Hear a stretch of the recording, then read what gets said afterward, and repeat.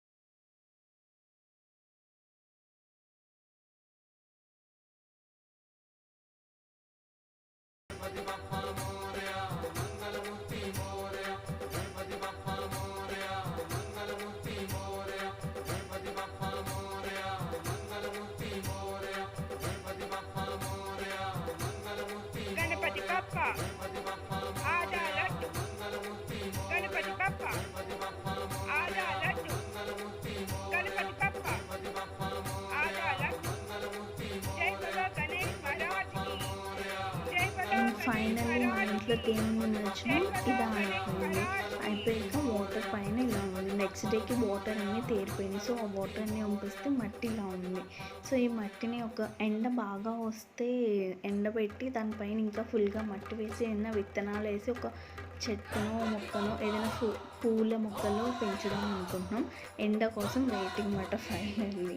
ఇదండి మా ఇంటి వినాయకుడి నిమజ్జనం.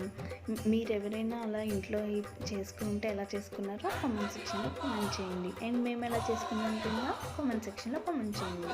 Thank you so much for watching. Please do like, share, comment and subscribe to my channel సరదాగా కాసేపు with me Mouni. And don't forget to press the bell icon.